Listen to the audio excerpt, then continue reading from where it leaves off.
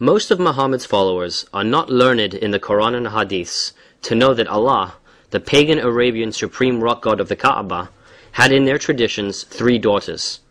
Will you please explain to our listeners the facts?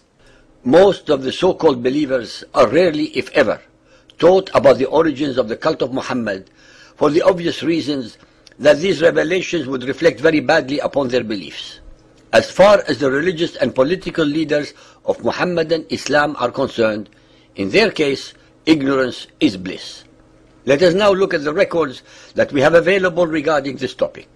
In pre-Islamic days, called the days of ignorance or al-Jahiliyyah, the religious background of the Arabs was pagan and basically animistic. Through wells, trees, stones, caves, springs, and other natural objects, man thought he could make contact with the deity. At Mecca, Allah was the supreme rock god of the Kaaba and chief of the gods and the special deity of the Quraysh, Muhammad's tribe. He was similar to Jove, the king of Roman gods. Allah had 3 daughters, Al-Uzza, Venus, most revered of all and pleased with human sacrifices, and represented by the symbol of a star. Al-Manat, the goddess of destiny, and Al-Lat, the goddess of vegetable life, and represented by the symbol of the crescent moon. They acted as intercessors between humans and their father, Allah. The Aus and Khazraj tribe of Medina were the most prominent worshippers of Manat, even though their principal shrines lay north and east of Mecca. Al-Lat and Al-Uzza, Wal-Manat were all worshipped by the Quraysh of Mecca, who paid much reverence to Al-Lat and Al-Uzza, most of all to the latter. The Quraysh were the tribe to which Muhammad belonged, and Ibn al-Kalbi states that before Muhammad began to preach his own message, he himself once offered a white sheep to Al-Uzza as a member among her own worshippers.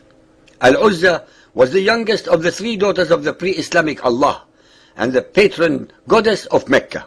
She is identified with Venus as the morning star, and her name means the mighty one. She resided in a tree similar to the acacia. Such was the paganism in which Muhammad was reared, and which he later came to believe it was his mission to dispel.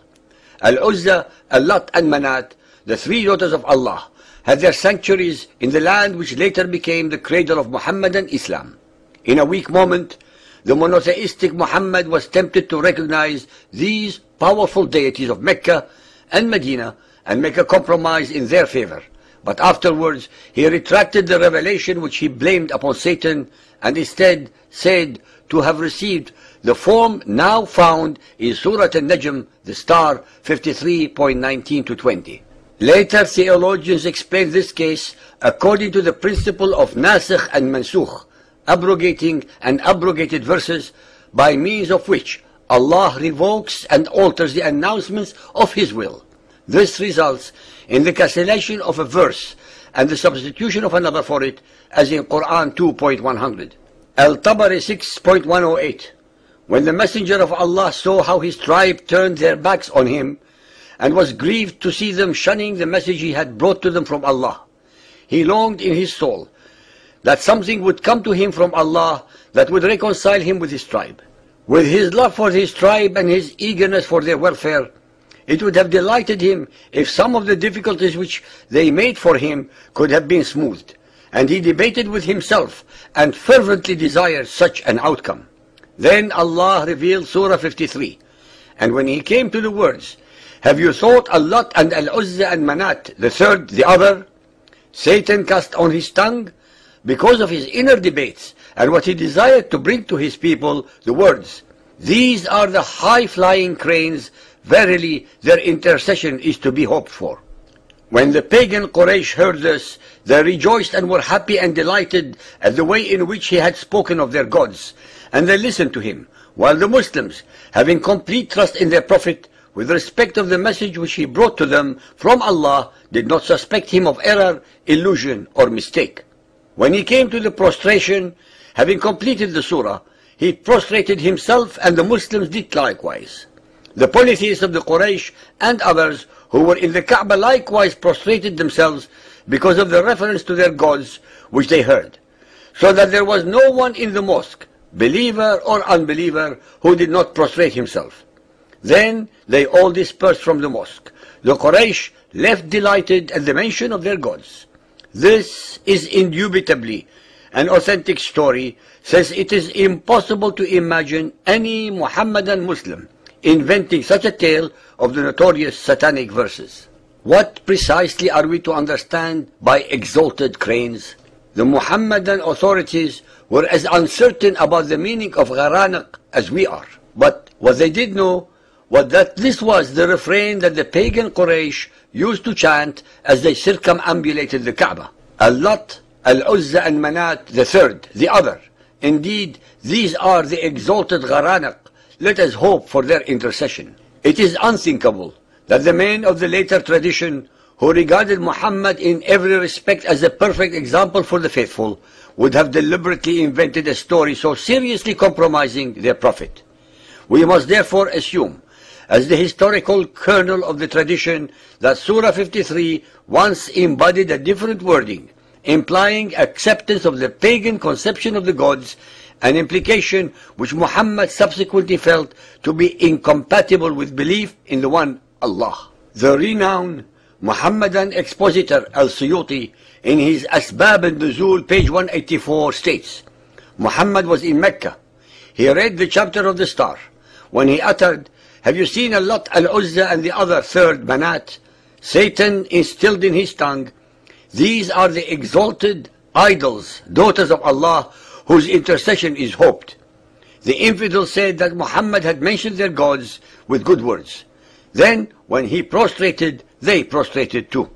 The great Sunni exegete Ibn Kathir, even though he doubted the veracity of this report, nonetheless had to admit that how the shaitan threw some falsehood into the words of the messenger and how Allah abolished that.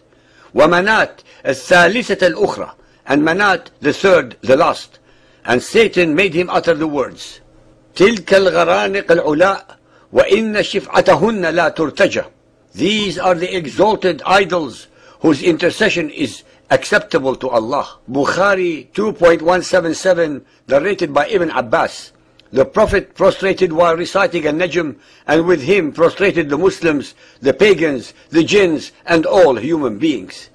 Dear listeners, the hadith asserts that all of humanity, as well as all demons, were witnesses to this event. Many traditionists have recorded it with reference to the chains of narrators. Among them more commonly known are Al-Tabari, Ibn Abi Hatim, Ibn al-Munzir, Ibn Mardoya, Ibn Ishaq, Musa ibn Uqba, and Abu Ma'shar. It is all the more strange that Ibn Hajar, a recognized authority on traditions, insists on the truth of this report and says, as we have mentioned above, 3 of its chains of narrators satisfy the conditions requisite for an authentic report. When Muhammad brought a revelation from Allah, cancelling what Satan had cast on the tongue of his prophet, the Quraysh said, Muhammad has repented of what he said concerning the position of your gods with Allah, and has altered it and brought something else. Those 2 phrases which Satan had cast on the tongue of the Messenger of Allah were in the mouth of every polytheist, and they became even more ill-disposed and more violent in their persecution of those of them who had accepted Islam and followed the Messenger of Allah. Ladies and gentlemen, the satanic verses controversy have taxed the minds of the most learned scholars of Muhammadan Islam over 1400 years. The Arabic records can never be ignored or denied, no matter how much contorted logic and explanations are made by the Muhammadan exegetes in their attempts to exonerate Muhammad's kufr, that is his blasphemy, by associating the daughters of Allah with Allah. The Muhammadan records prove that in a moment of weakness, Muhammad tried to bring his pagan tribe to his belief system by compromising his monotheism, but then recanting and conveniently blaming the totally innocent Satan for his own failure.